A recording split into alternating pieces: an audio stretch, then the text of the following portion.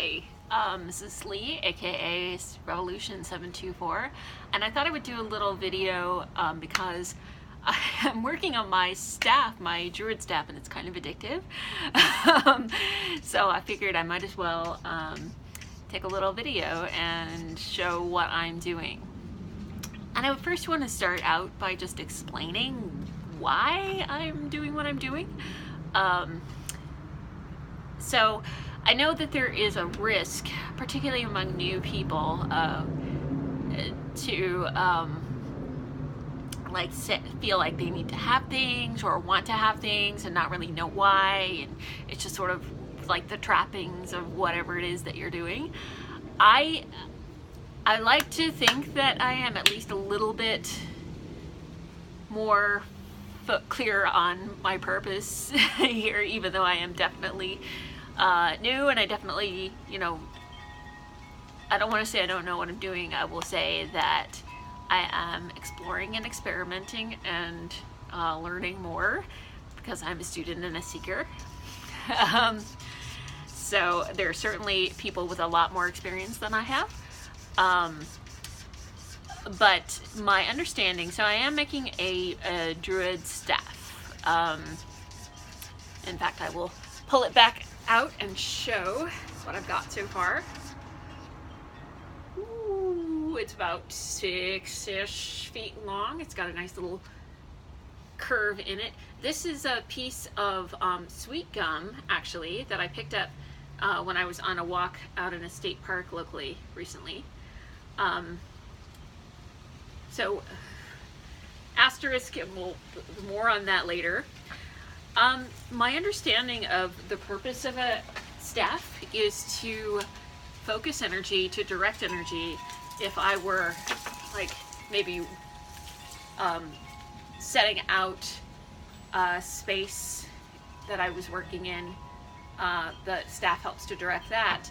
Holding it, and I've kept this little twig on there because it makes for a nice rest for my hand.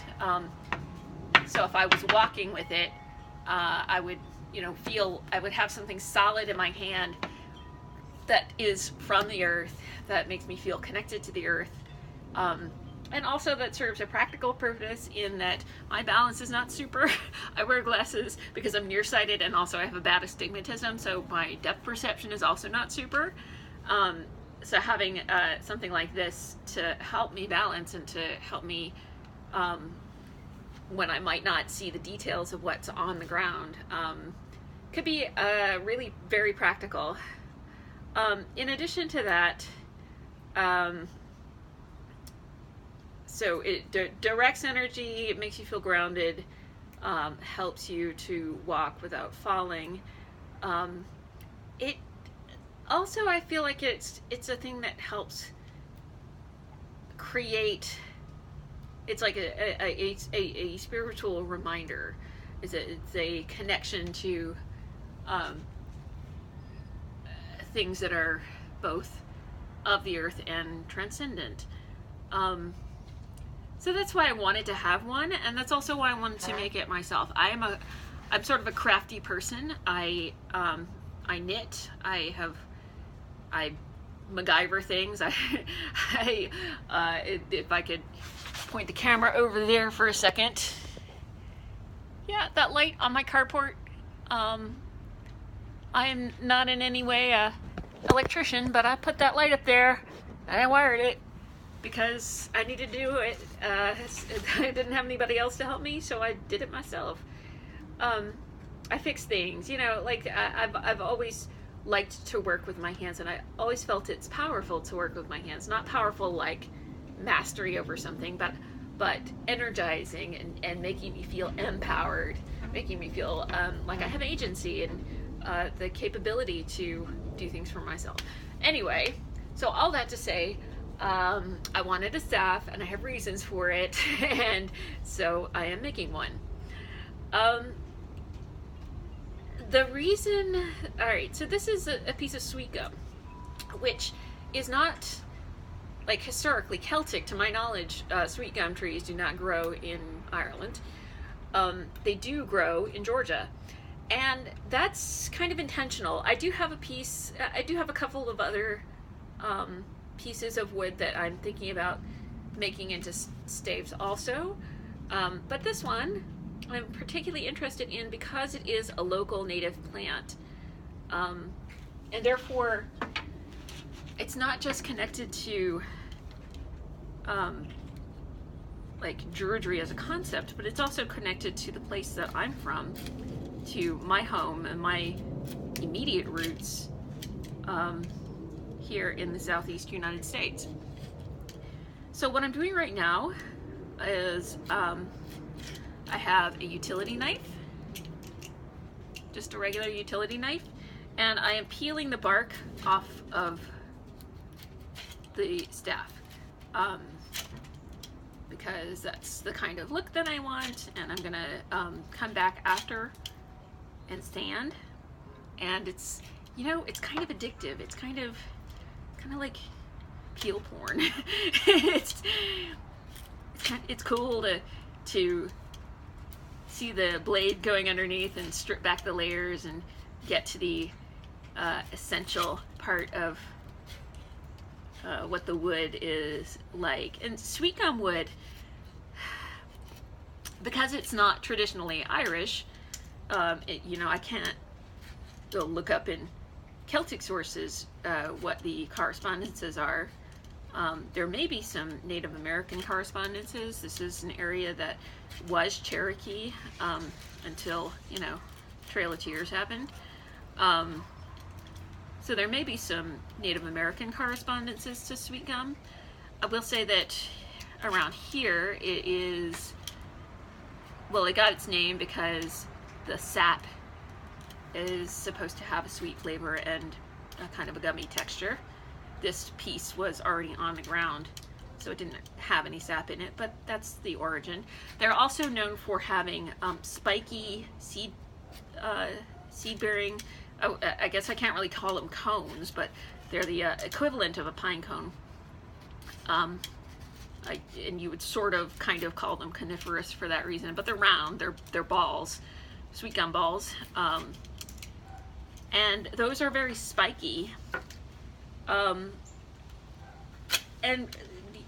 when we think about spiky plants, we often think about them having a protective quality. People would plant roses near their door for the protection of the thorns against anything ill that might want to come in, or any ill-willing people that might want to come in. People sometimes will have holly near their doors, and whether or not they're conscious of it, that has a similar effect, because the holly leaves have thorns on them, and the thorns would tend to catch up anything that you might not want to have coming in your door. So similarly, I'm learning that a lot of magic and a lot of correspondences and things that we think of in pagan past druidry are really intuitive.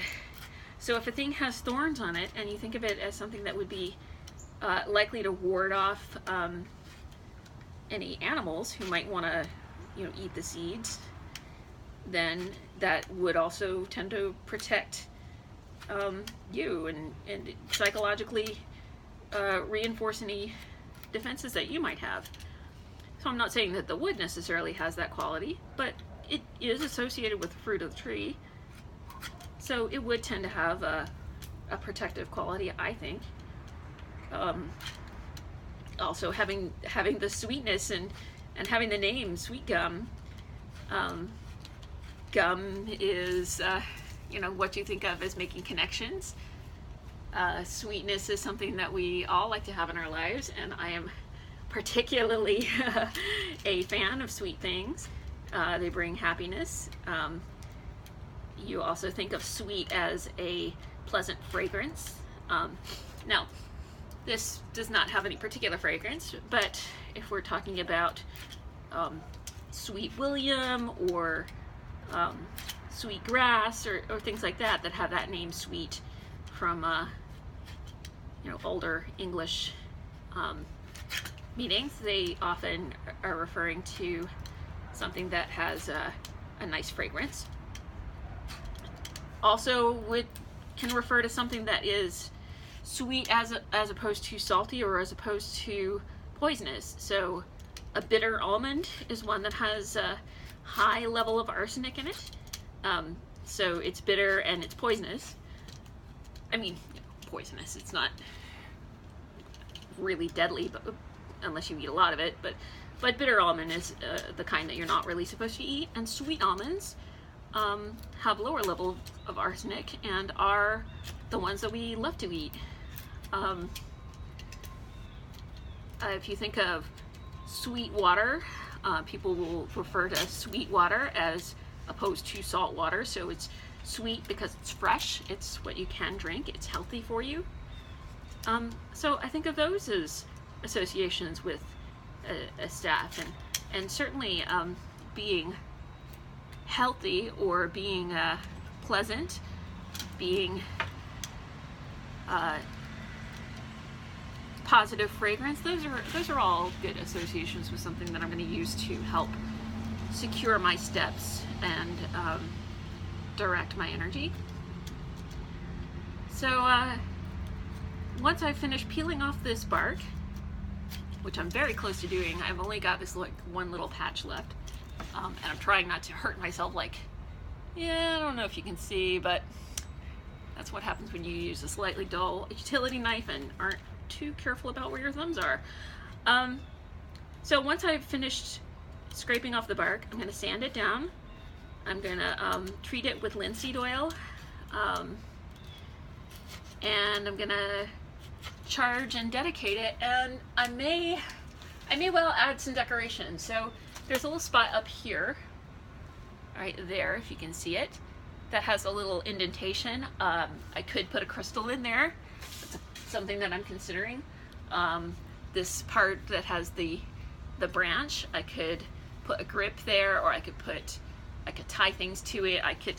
Since I do knit, I am thinking about, possibly knitting something to attach to it. And those are just things to personalize and connect it even more with my energy, my identity, my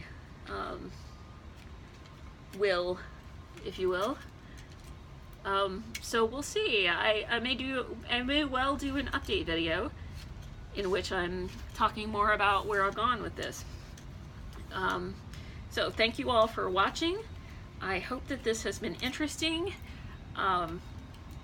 It's kind of ridiculously fun to peel bark off of a branch with a knife, assuming that you don't hurt yourself with it. This is what I'm doing instead of things like the dishes, which I do need to go and do.